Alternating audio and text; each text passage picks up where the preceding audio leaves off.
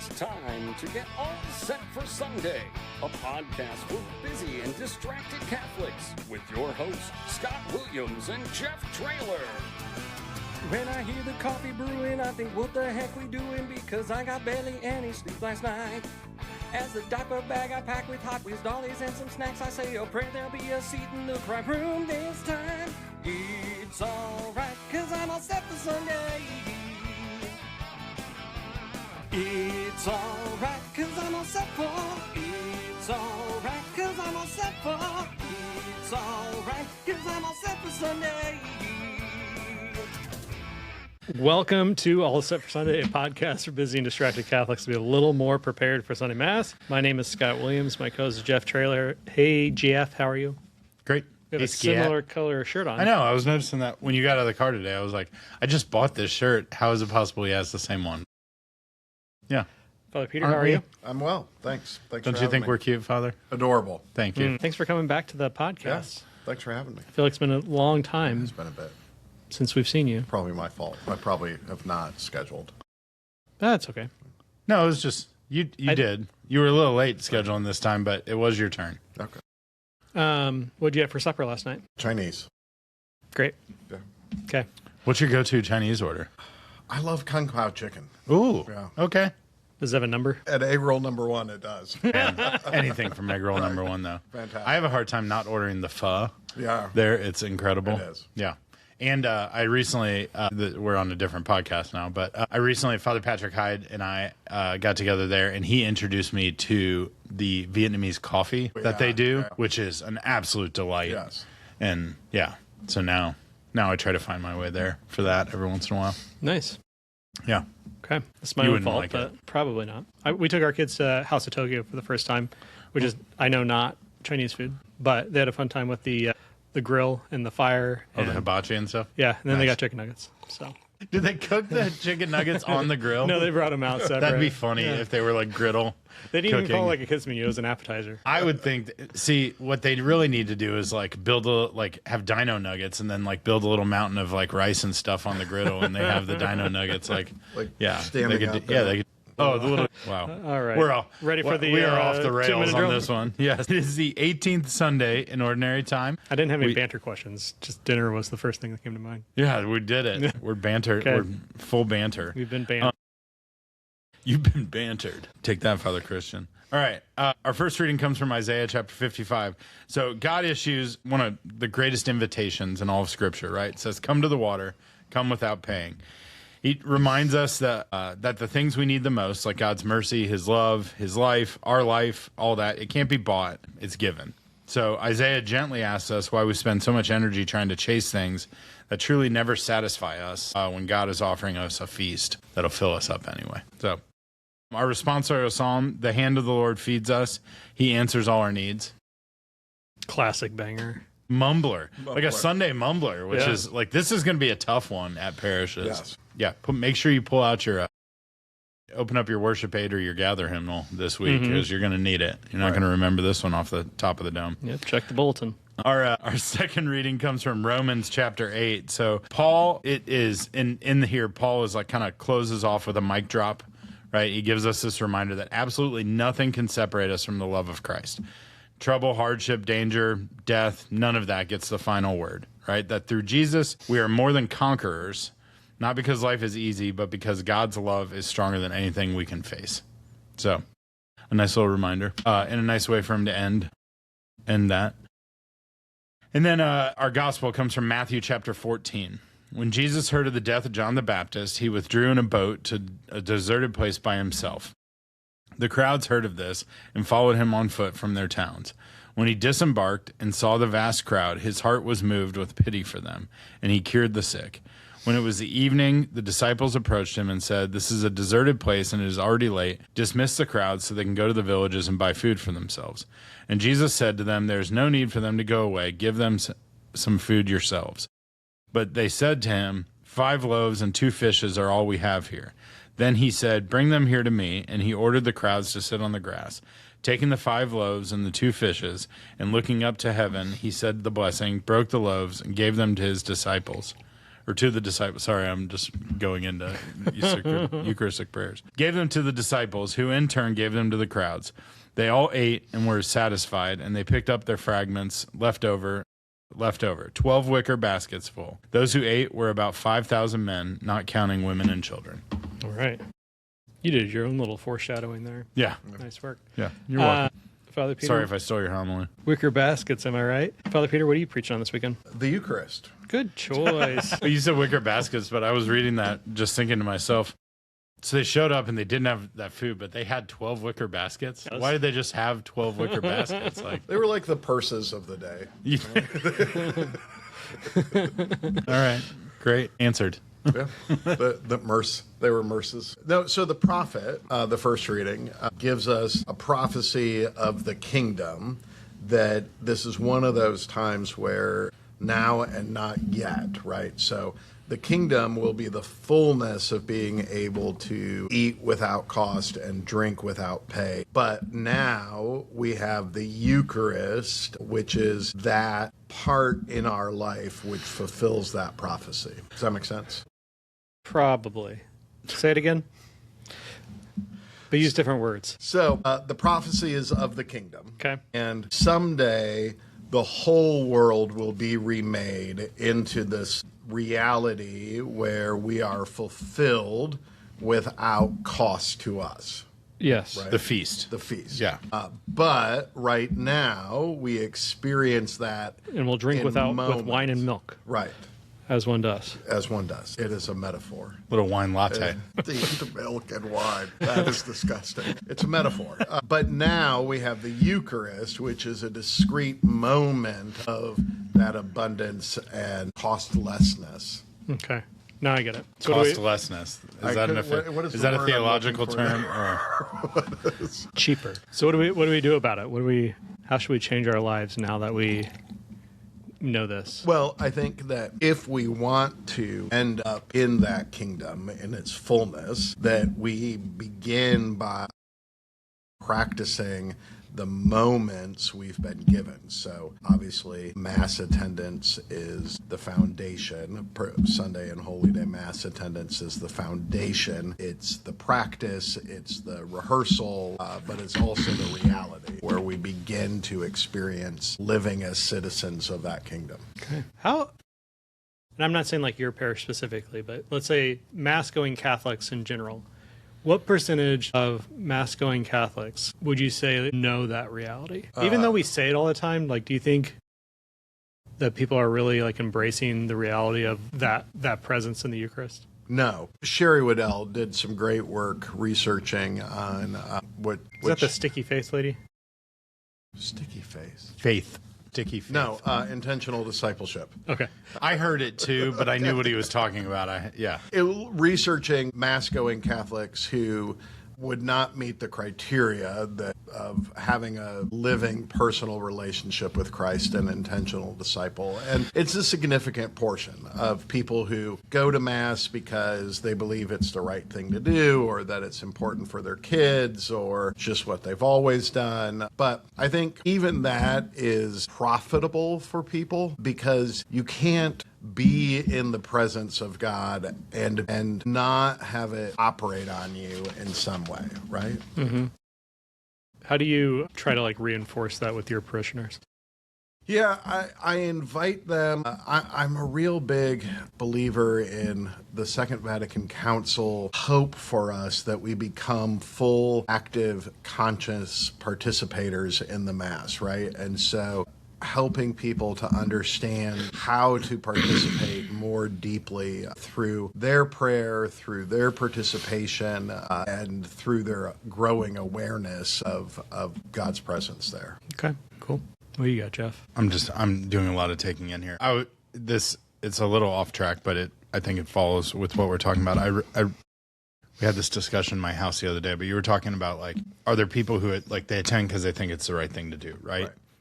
I think that most people who are Mass goers know this. Now, whether they're living it is a different thing, right? But I think they know in our part. And we had a discussion in our house the other day about like somebody used the phrase Catholic guilt, and I was like, I feel like that's a term that we throw around and like it's this bad thing, but like guilt is about like feeling like the feeling that I know I'm doing something wrong, right? Like, and that like our faith teaches us what is right and wrong, right? Like there's a reason that like we're rooted in that. So like, But we were just talking last week about like fear of the Lord, right? yeah, Is that yeah.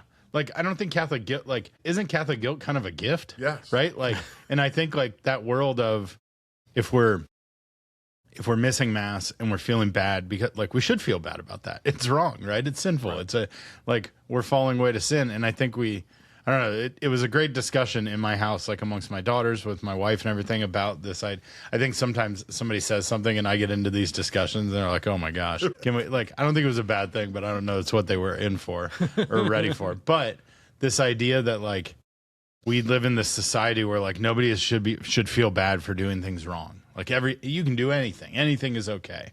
We're fine with like so much. Right. And this idea that like Catholic guilt is this negative, I don't know. Anyway, but I think it goes along with this idea of like being drawn to the Eucharist and drawn to the presence and drawn to like active participation in this. Like we should. And if we're not doing that, like we should feel that feeling inside. And like that guilt is not a bad thing. It's actually, in reality, it's a gift that we're given by the Lord to like remind us that we are consciously aware of these things.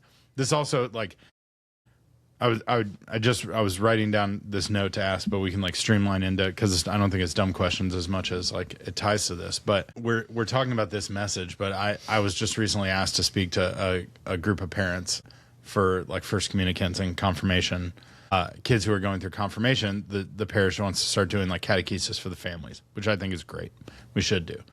But and they're like, you got 25 minutes. And I'm like, oh man, I got way more than that to share. So I've been really trying to like reflect and pray on like, how do I fizzle this down to like, what are the most important things for me? Yeah, I'm not going to cover everything, but what are the most important things for these parents to hear? But I think this message of what you're talking about, like full active conscious participation in the liturgy, like how do we set an example for our kids? How do we share the faith with our kids? That's how you do it. Right. Like sometimes it's so easy. Like sing at Mass. Like, say the creed loudly, like just show up, be there, right? Like be present, like talk about the Mass, I don't know. I'm rambling at this point, but I think it kind of fits with this like same message of what you're talking. Like we've had this nice little run here of Gospels where like, it's been an easy preaching run is what I was going to say is like, which is not a bad thing. I'm like, just glad we're done with the parables for a while. Yeah. That was exhausting. Last week we went to Mass and all of our good friend, Father Andy Seiberg, we were at St. John's and he was preaching and he got up there and he's like, I usually aim for 7 to 10 minutes. I've got like less than 3 today.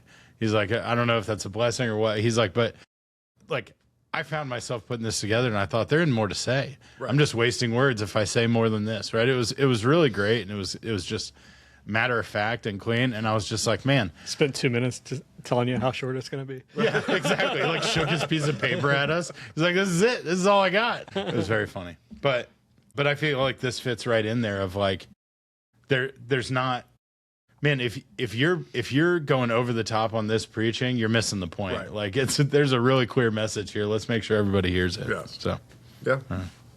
Okay. Are we ready for dumb questions then? I think so. Yeah. All right. Dumb question number 1. This is, I want to, you know how sometimes we have these themes that we roll through. I want to start asking this of priests here. Because there's a reality of like, we go to celebrate Mass and we talk a lot about like busy and distracted Catholics and families. And this popped into my head because I saw this really beautiful post from somebody talking about like the holy miles that parents rack up, right? Like chasing their kids around church and like around the narthex and walking, like the in and out of church. And like somebody said, those are holy miles. And I was like, man, that's a really beautiful way to look at that. And like, cause you're there and you're present. But then it made me think, this is where my brain goes. Cause then I was like, man, I'll bet priests when they're sitting up there in the sanctuary looking out, just see a lot of crazy stuff. Cause we're humans, right? It's a human reality. And like, you're doing this and you're up there and like, you're seeing everybody and everybody's looking at you. So if you do anything, everybody notices it, but man, you probably witness a lot. So that's my question I want to ask is like, what's the craziest thing you've seen happen from the sanctuary? Like sitting up there looking out into the crowd. People pass out all the time. Yeah. Have I ever told you about my superpower? If I have a superpower in life, I promise that this has been the case. There are 8 documented. I witnessed it. Yes, you have seen it. I have this like sixth sense about when somebody is going to pass out in church. And I have like I'll see this coming. I'll see, and I'll just like make a break for it and like move across move across aisles and everything and like catch somebody as they go down. It's a crazy skill, and I've talked about it for years, and then my kids have like witnessed it, and they're like, "How did you know?" I'm like, "I don't know. I just like pick up on it. I just know that somebody." I don't know. Anyway, the other thing is that can't be the craziest though. Passing out, like you said, it happens all the time. 300 kids in mass, like school mass. Yeah, 6 of them will vomit on any given day. I think kids just throw up instead of passing out. Yes, I think that's true. No, like. So sometimes people pass out in the narthex and then I don't see, but then I see the ambulance and then I panic a little bit inside. Yeah, but like, because you're at, I guess depending on where you're at in the mass, like, not much you can do, but yeah. No, I mean, mid Eucharistic prayer, red flashing lights pull up outside the church. Keep going. There's probably a part of you that's like, is this for me? Right. Well, I'm a sweater. I get hot and then I sweat like all the time, like December. Yeah. I'm at mass sweating. And so people will feel free to comment all the time. Like, are you okay? Like in the communion line sometimes they're like, are you okay? Father, do you need to like go? And I'm like, no, I just sweat a lot. I don't respond well to mothering. Never have. I checked in on you yesterday and you said you've never hated me more. Jeff says that like it was a sweet, innocent check-in. It was the most sarcastic check-in you could have. What did he say? I happened to be driving by the rectory and I saw Father Peter like stumble, like leaning over to adjust a hose out behind in like the 2-second window driving by that I could possibly see this one little spot. I happened to see him lean over and like stumble and almost fall. And I just texted him and said, I just want you to know I saw that. But he included like, couldn't believe I saw you doing manual labor. I did say that. But this is what happens when you do. Right? Yeah. Anyway, and then you replied, I don't think I could hate you more. And then you took that back later. Everyone should know that. But how much later? Oh, come on. And he said, no, I couldn't hate you. Yeah. Okay. Yeah. So it's like ambulance stuff. Yeah. I mean, every once in a while, like you do get somebody who is maybe not as aware of reality as the rest of the congregation, but that's pretty rare. Yeah. Yeah. I mean, maybe if I was at St. Mary's or St. John's downtown, that would be more common. Yeah. Okay. Yeah. What's your ideal priest retirement gig? And do you get to choose, or do you like get assigned somewhere when you're retired? So the bishop can ask. If he's granted me retirement, then he has to ask if I would take an assignment. Forget assignment. Say you are like fully retired. Right. But you still have the ability to, like, you still. Right. I would want. Like, you going to go to Florida? No. Get a boat? No. Oh, I know. Southern Spain is tempting, but I would want to live mostly in a rectory and be priest without any finance council meetings or like having to make decisions. But in that scenario, can you just choose which parish you want to go to? Yes. Then I need permission of the pastor. Yeah. To which the they'd bishop. probably say, okay. And the bishop, right? Yeah, but that's kind of a pro forma. Like, yeah. Do you mind if do you have another plan, but that I'm going to mess up? But this is why you're such a great mentor to younger priests, but you're just doing it to like, so you really have some options for some retirement gigs. You have all these great guys that you've mentored and stuff, and then when you retire, you can really see where they're at. Who's got the better rectory? Who's got? When I worked in the seminary, and they would be mean to me, I would say, "You better watch it, or you're going to be changing my depends in your rectory someday. Like, I'm going to move it and just fall apart in your rectory." Yeah. So, yeah, just fall apart. Okay, I have another dumb question. Okay. This is I saw this on Facebook, which is a good indicator of the quality. But the question that was posed on Facebook was, how many communions do you have to do before you've eaten a whole Jesus? So it was I like how they call it communions. I know. It's like, but it was the discussion was like, okay, how many hosts would it take to make a full human? How many ounces is a communion? Well, somebody did the math here. Okay. So let's see. They said, let's use math. The average weight, this must be from overseas because it's all in kilograms, so it won't make sense to us. The average weight of a male from worldwide statistics is 70 kilograms. Communion wafer is 5 grams, so it takes 14,000 wafers for one Jesus. But given you get one every Sunday, you're looking at 2,000 communions per one Jesus weight per person. One wafer each Sunday, which equals 38 years to reach the average weight of 70 kilograms. Okay. So you need about 38 years So of you receiving kind of communion. just passed it. Yeah, I'm coming up on it. Yeah, probably right around there.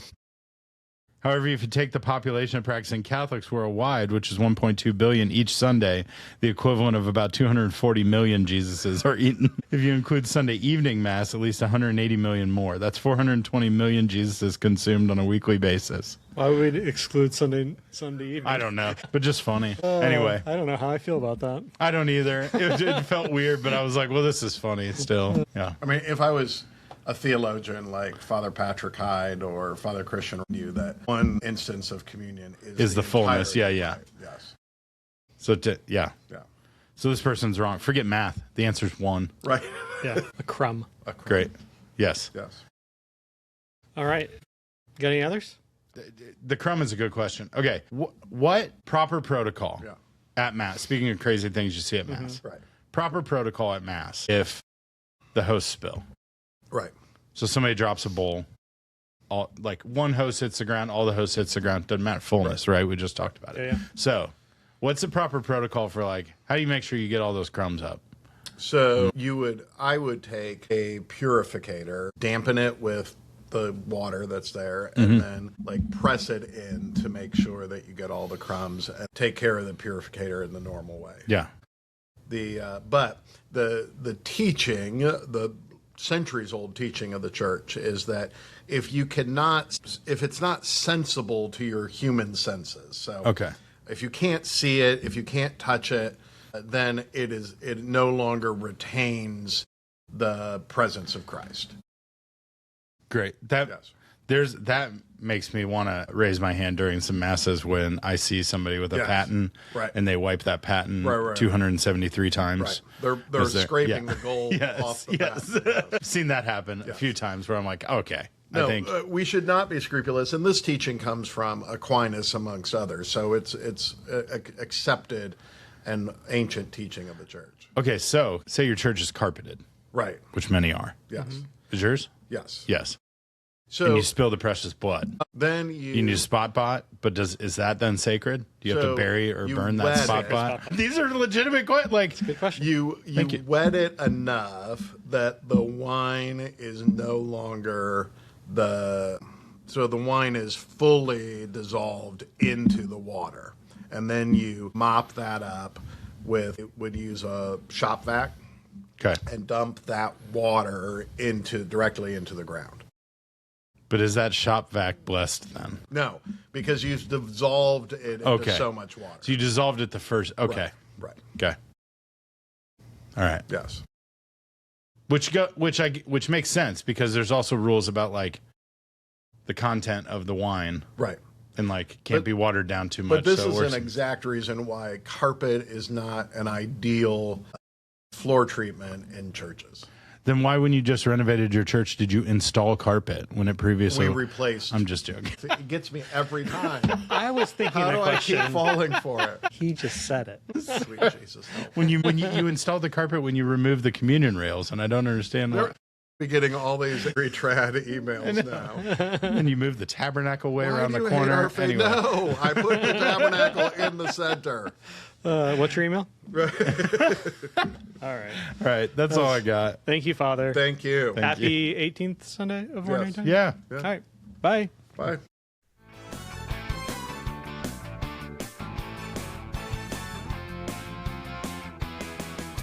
It's alright, cause I'm all set for.